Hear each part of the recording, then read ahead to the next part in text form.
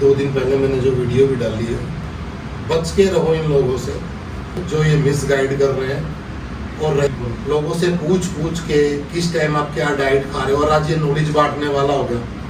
अरे चल ठीक है, नॉलेज ही बांट, लेकिन कुछ अचीव तो कर।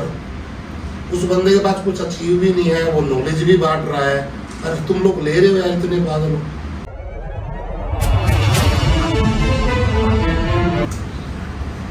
Hello guys, welcome to the brand new episode of the great Indians, जिसमें हम आपको मिलाते हैं ऐसे एथलीट से, ऐसे लोगों से जो इंडिया को और भी ग्रेट बनाते हैं। तो आज हमारे साथ हैं राम निवास मलिक भाई, पापा हैं साथ में। Hello guys. राम निवास मलिक भाई 5 बार मिस्टर इंडिया, 2 बार मिस्टर वर्ल्ड और ऑल ओवर कई बार रेलवे के चैंपियन रह चुके। अभी हाल फिलहाल ये कार्यरत हैं रेलवे में, इंडियन रेलवेज में। ये पूरी साल अपनी तैयारी करते हैं और रेलवेज को अपना बेस्ट देते हैं। इंडिया को भी इन्होंने बेस्ट दिया है। ये पानीपत के रहने वाले हैं, हरियाणा के, लगभग दिल्ली से 100 किलोमीटर दूर। तो आओ सवाल जवाब करते हैं, पूछते हैं भाई की जर्नी कहाँ से स्टार्ट हुई, आगे क्या है, हमें क्या क्या अचीव किया है और क्या हमारे यूथ को मैसेज देना चाहते हैं। आप लोग अगर ट्रेनिंग कराते हैं तो आप लोग कैसे इनको ज्वाइन कर सकते हैं। हेलो दोस्तों, आज बैठे हैं रामनिवास भाई के स्टोर में। सप्लीमेंट का स्टोर है भाई का, एसएन के नाम से, और भाई का अपना भी ब्रांड है, जिसके बारे में बाद में बात करूंगा। पहले भाई से बात कर लेते हैं। रामनिवास भाई, स्वागत है आपका हमारे चैनल में। और भाई अपने जर्नी का बताइए, कहाँ से कैसे कैसे आपकी परवरिश हुई, कहाँ पे आप हैं, कैसे कैसे बचपन से आपने शुरू किया, बॉडी बिल्डिंग के क्षेत्र में आपका कैसे मन किया आने का, कैसे आपका मोटिवेशन कहाँ से मिला, आपको कौन आपके मोटिवेशन है, जिनको आपको देख के लगा कि मैं एक बड़ा बॉडी बिल्डर बन जाऊँ। सबसे पहले तो भाई जी मैं बता दूं कि मैं पानीपत से हूँ। और पहले हमें ऐसा कुछ नहीं था कि हमें बॉडी बिल्डिंग करनी है। बस गांव में ये था कि जिम होते थे 2-3, तो नॉर्मल एक बॉडी बनाने का ही शौक था। सबसे पहले मैं कबड्डी खेलता था। ये 2003-4 की बात है। 2 साल मैंने कबड्डी खेली है। हरियाणा स्टाइल कबड्डी होती है हमारे उधर, हरियाणा पंजाब में जो खेली जाती है। तो पहले कबड्डी खेलते थे। फिर कुछ दिन बाद गांव में एक शादी थी नॉर्मली, तो मैं वहाँ पे जो उस टाइम मिस्टर अंकुर शर्मा मिस्टर इंडिया बने थे, उनको देखा तो मैं काफ़ी उनसे इम्प्रेस हुआ था उस टाइम। तो मैं उनको देख के ही मतलब बॉडी बिल्डिंग लाइन में आया। तो आपने कब से शुरू किया एक्सरसाइज वगैरह गाँव में रहते रहते, किस उम्र में आपने वर्कआउट शुरू कर दिया था? जिम जाने तो हमने 9th-10th में शुरू कर दिया था। बस पहले घर वाले जैसे मना कर देते थे तो हम छुपके भी चले जाते थे। तो उसके बाद जैसे ही +2 मेरी कंप्लीट हुई तो मैं प्रॉपर फिर इसी लाइन में मैंने बॉडी बिल्डिंग स्टार्ट की। तो फर्स्ट कंपटीशन आपने कब खेला लाइफ का, और कब लगा आपको कि मैं कंपटीशन लाइव मैं स्टेज पे चढ़ सकता हूँ? शुरू में हमें वैसे नॉर्मली जैसे मैं बता रहा शौक था।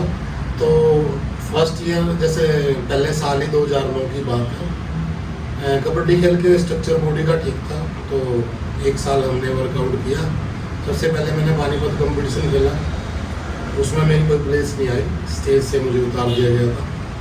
तो उसके बाद ये बोल देते जैसे ईगो हर्ट हो जाना। तो उसके बाद मुझे एक प्रोफेशनल तरीके से मैंने स्टार्ट किया। 2006 में जब मेरी +2 कंप्लीट हुई तो मैंने यमुनानगर एडमिशन लिया खालसा कॉलेज में। और वहाँ पे फिर मैंने 3-4 महीने के अंदर ही ऑल इंडिया यूनिवर्सिटी गोल्ड लिया। और फिर continue 4 time all India university gold और 2 बार टाइटल 2010 तक मेरे कंटिन्यू। आप अभी रेलवे में जॉब करते हैं, तो रेलवे ने आपको कब समझा कि भाई बॉडी बिल्डर रेलवे में होना चाहिए, कब आप रेलवे में आए? 2009 में जब मेरा तीसरी बार ऑल इंडिया यूनिवर्सिटी में गोल्ड आया था, तो सबसे पहले मेरी आर्मी में जॉब लगी थी रुड़की में, वो मैंने ज्वाइन नहीं करी थी। तो उसके बाद घर वालों ने बहुत डांटा कि नौकरी ऐसे नहीं मिलती है, क्यों छोड़ दी। तो 2011 की बात है, वैकेंसी निकली हुई थी साउथ ईस्टर्न रेलवे में, और उसकी डेट भी निकल चुकी थी फॉर्म की। तो मैंने वहाँ पे जो वहाँ के कोच थे बॉडी बिल्डिंग के, उनसे बात करी। तो उन्होंने मुझे बोला कि आप डायरेक्ट अगर डॉक्यूमेंट लेके आ सकते हो तो आप इधर आ जाओ। तो 2012 में फिर मेरा रेलवे में सिलेक्शन हो गया। तो रेलवे में सिलेक्शन हो गया तो एक सिक्योर लाइफ हो गई कि भाई रामनिवास भाई की भी एक सिक्योर। हमारे इंडिया में कल्चर है कि माँ बाप को बहुत चिंता रहती है इस बात की कि बेटे बॉडी बिल्डिंग कर रहे हैं, यूथ बॉडी बिल्डिंग कर रहे हैं, सबसे पहले भविष्य सिक्योर चाहता है हर माँ बाप। जी। हमारे साथ भी ये हुआ था, सबके साथ, सभी एथलीट के साथ होता है कि माँ बाप यही कहते रहते हैं कि भाई ठीक है बॉडी बिल्डिंग कर रहे हो, कोई गेम खेल रहे हो, ये तो खेलो पर पहले अपना भविष्य सिक्योर करो। कहीं ना कहीं गवर्नमेंट जॉब के तैयार नहीं करते हैं। तो रामनिवास भाई आपको गवर्नमेंट जॉब मिल गई थी, उसके बाद फिर आपने कैसे अपने आप को और इन्हांस किया, फिर आप मास्टर वर्ल्ड तक खेले, फिर इंडिया तक पहुंचे, कैसे कैसे हुआ वो जर्नी बताइए एक बार। 2012 के बाद जब मेरी सिलेक्शन हुआ रेलवे में, उस टाइम मैंने उसी साल ऑल इंडिया रेलवे गोल्ड दिया। और 2014 में मैंने फर्स्ट टाइम नेशनल खेला था अपनी ज़िंदगी में। तो 2014 में मैंने नेशनल में भी गोल्ड दिया। 2014 के बाद फिर कंटिन्यू 2019 से मैंने मिस किया था, तो कंटिन्यू मेरे नेशनल में गोल्ड दिया। और 2014 और 17 में वर्ल्ड हुआ था, एक मुंबई में और एक 17 में जो मंगोलिया में, उसमें मैंने सिल्वर और ब्रॉन्ज मेडल 2 बार दिए। ग्रेट। मैं आप लोगों को बता दूं दोस्तों, रामनिवास भाई जो हैं इंडिया के टॉप नॉच बॉडी बिल्डर्स में आते हैं, पर ये बहुत लो प्रोफाइल रहते हैं, बहुत ज़्यादा लो प्रोफाइल रहते हैं। तो हम इनसे पूछेंगे कि जब इनका ऑफ सीजन होता है तो ये कितना वेट इनका मैक्सिमम जाता है, क्योंकि हमारा इंटरव्यू से पहले बात हुई भाई से, तो भाई ने हमें बताया कि ये सिर्फ और सिर्फ पूरे साल में 3 ही महीने डाइट करते हैं गाइस, बाकी 9 महीने ये सब कुछ खाते हैं, लस्सी पीते हैं, बटर भी खाते हैं, सब चीज़ें खाते हैं, जो भी हम XYZ खाते हैं, मक्खन वक्खन सब अच्छे से खाते हैं। तो उस बारे में कुछ बताओ भाई। डाइटिंग का क्या है कि मैं बच्चों को बोल दूंगा कि आजकल बच्चों को हो रहा है कि ऑक्सीजन लगाएं, वेट बढ़ाएं। ऑक्सीजन लगाने का, वेट बढ़ाने का कोई फ़ायदा नहीं है। आप जितना हार्ड वर्क करेंगे कंटिन्यू पूरा साल और अच्छी डाइट लेंगे, चाहे जितना भी वेट गेन हो वो अच्छा है। ऑक्सीजन लगाने से क्या होता है, हम वेट, जब हम ऑक्सीजन स्टार्ट करते हैं ना तो हम वेट गेन करने पे ही ध्यान देते हैं। तो हम जब वेट गेन करते हैं तो हमारी स्किन और ज़्यादा मोटी हो जाती है और अंदर मसल को हमारे वो ऑक्सीजन नहीं मिल पाती जो मसल हमारा ग्रो करना होता है। तो बॉडी को आप अपना फैट फ्री रखें, खाएं अच्छा, वर्कआउट अच्छा करें। और ये नहीं है कि आप कंटिन्यू एक ही कैटेगरी में खेल रहे हैं, या तो आप उसको इंक्रीज करें हर साल 2 या 3 kg, जो भी आप मसल साइज गेन कर सकते हैं। मतलब 120 kg जाके और फिर 90 में आना तो वो सही नहीं है। आप कौन सी कैटेगरी में खेलते हैं? मैं 100 में खेलता हूँ। पहले मैंने 85 से शुरू किया था, फिर 90 किया, अभी 100 में करता हूँ। मैं 100 में मेरा वेट रहता है 95, 96 और ऑक्सीजन में मेरा वेट रहता है 105, मतलब 105 से 6। लास्ट इतना ही जाता है 105 से 106 मैं ज़्यादा बढ़ाता नहीं। तो ये जो हमारे भाई हैं, जो इतने लोग आपको देख रहे हैं, जो आने वाला यूथ है, अगर वो प्रिपरेशन करना चाहे तो उसका क्या तरीका है? मतलब कोई स्टूडेंट है, उसने जिम ज्वाइन किया, उसका वेट कम है, तो कैसे वेट गेन करे वो? शुरुआत में ही सप्लीमेंट्स में आए हो कि करे क्या? आप अपने एक बार बताओ। नहीं, अगर मान लो उसका वर्क हार्ड है पूरा, तो सप्लीमेंट बहुत ज़्यादा ज़रूरी है, क्योंकि हमारी बॉडी को हर चीज़ की नीड है। मैं ये नहीं कहूँगा कि आप घर की डाइट से स्टार्ट करो, सप्लीमेंट भी ज़रूरी है अपनी जगह पे, लेकिन एक हेल्दी डाइट से भी हम शुरू कर सकते हैं, जैसे अंडे, चिकन, नॉर्मल प्रोटीन स्टार्टिंग हम कर सकते हैं। जैसे जैसे बॉडी को ज़रूरत होती है उस चीज़ की, आप उसको दो वो चीज़।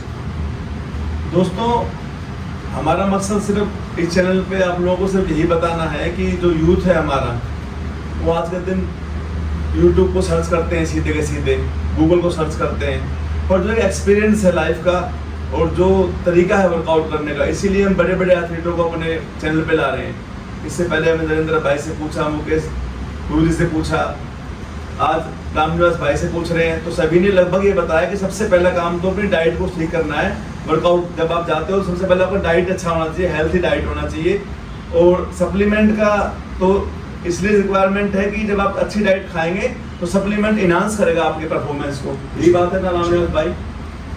रामनिवास भाई, बहुत बड़ा हमारे यहाँ पे नए बच्चों में खासकर ये है कि टाइम कम लगाना चाहते हैं लोग। आपके पास जिम में आएंगे या सप्लीमेंट स्टोर पे भी आते होंगे आपके पास, और पूछते होंगे तो किस टाइप के कस्टमर आते हैं, उनकी क्या साइकोलॉजी है आज के बच्चों की? आजकल जो मैं देख रहा हूँ, पहले हमें सही बताऊँ तो मैं कभी यही नहीं सुना था कि प्री वर्कआउट नाम की भी कोई चीज़ होती है। बिल्कुल बिल्कुल। कॉफ़ी पी ली, वर्कआउट कर लिया, लेकिन आज हम जो बच्चों को क्या चाहिए, उनको हम अच्छी चीज़ दे रहे हैं। आज मैं स्टोर पे बैठा हूँ, अगर मान लो मैं उसको कोई एक अच्छा ब्रांडेड मान लो कोई भी प्री वर्कआउट C4 अगर वो खा रहा है कोई भी, तो अगर वो दे दूँ तो वो आगे बोलते हैं कि इससे हमें कुछ नहीं होगा। मतलब उनको वही चाहिए 400-500 वाला प्री वर्कआउट जिससे उनको कांटे चले, चींटियाँ चले। मतलब छोटे छोटे बच्चे जिनकी एज 16, 17 साल है, मतलब वो इतने एडिक्ट हो गए इतने हैवी प्री वर्कआउट के। और मैं आप लोगों को बता दूं, जैसे हम जितना हैवी प्री वर्कआउट लेंगे ना, हमारी बॉडी उसको एब्जॉर्ब कर लेगी, लेकिन टाइम टू टाइम वो फिर उससे ज़्यादा मांगेगी। फिर क्या हो रहा है कि हम प्री वर्कआउट यूज़ कर रहे हैं, प्री वर्कआउट जो असर करना वो भी बंद करेगा। फिर हम बच्चे आ रहे हैं एम पे, एम के बाद एम फिर इनको महंगा पड़ता है, फिर आ रहे टर्मिन पे, और टर्मिन पे आने के बाद आप अपनी फैमिली लाइफ और आप वैसे लाइफ पूरी स्पॉइल कर देते हो। मतलब कई बच्चे इससे उनकी मौत भी हो चुकी। सुना दोस्तों आपने, नेचुरल बूस्टिव वैसे मिल जाता है बॉडी को, साइकोलॉजिकल, और आप मन बनाओ वर्कआउट करने का तो एक कॉफ़ी बहुत है प्री वर्कआउट के लिए। तो इसके लिए आपको बहुत आगे तक जाने की जरूरत नहीं है। पर क्या है कि जल्दबाजी ज़्यादा है यूथ में, इसीलिए हम आए हैं। मैं सप्लीमेंट के बारे में कुछ और ही बातें करूँगा, क्योंकि रामनिवास भाई का सप्लीमेंट के स्टोर में ही बैठा हूँ मैं। फिटनेस की तो बातें पूछेंगे भाई से। रामनिवास भाई, ये टेस्टोस्टेरोन भी एक हार्मोन्स है, मेंस हार्मोन्स, इसके चक्कर में भी यूथ आज के दिन पता नहीं क्या कर रहा है, क्योंकि उनको मिथ है कि भाई। तो इसके बारे में आप बताओ कि किन बच्चों को टेस्टो लेना चाहिए एक्स्ट्रा बॉडी में, या जरूरत है, किस उम्र में जरूरत है, कब जरूरत है? देखो आज ना दोनों चीज़ें हो रखी हैं। नॉर्मली 30 साल तक हमें कोई टेस्टा बूस्टर लेने की जरूरत नहीं होती, बट क्या है कि लड़कों ने ना मतलब मेडिसन एम टर्मिन ले लेके ना, क्योंकि एम जो टर्मिन है ना, अब आप एक चीज़ का ध्यान देना, जब भी हम कोई भी एनाबॉलिक लेते हैं, बिल्कुल, हम उसको इंजेक्ट करते हैं शोल्डर या हिप्स में, और जब वो साइकिल हमारी पूरी हो जाती है तो हमारा मान लें कटिंग फेस ही लगा लें हम, तो जब हम टेस्ट कराते हैं हमारा टेस्ट बूस्टर कम जाते हैं, ठीक है।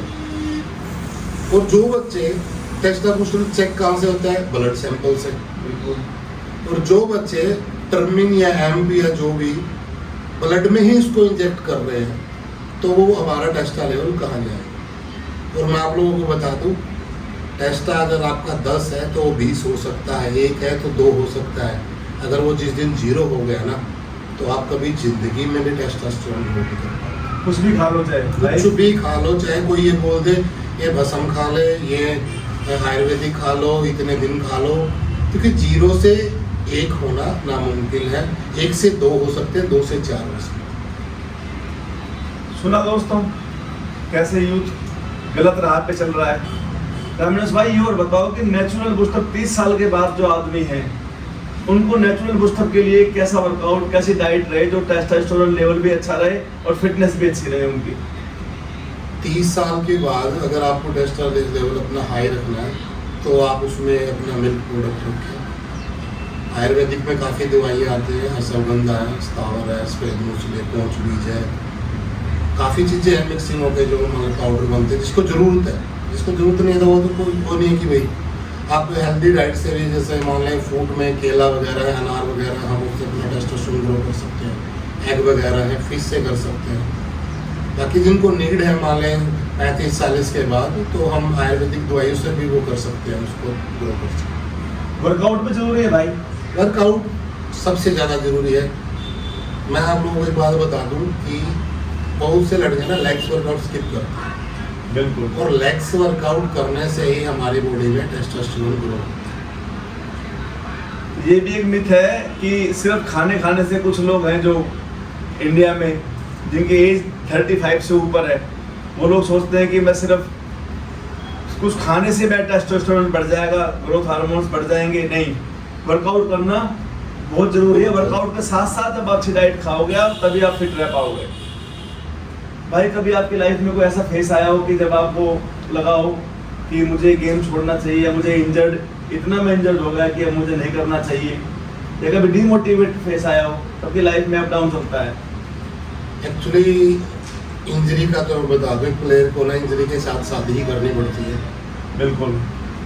मेरा 2020 में मसल टीयर हुआ, चेस्ट का पेक्टोरस मेजर मसल, बट मैं कभी वो नहीं हुआ। अभी मेरे में है जुनून है, 4-5 साल में जो करना है। लास्ट ईयर में डिस्क हिली है।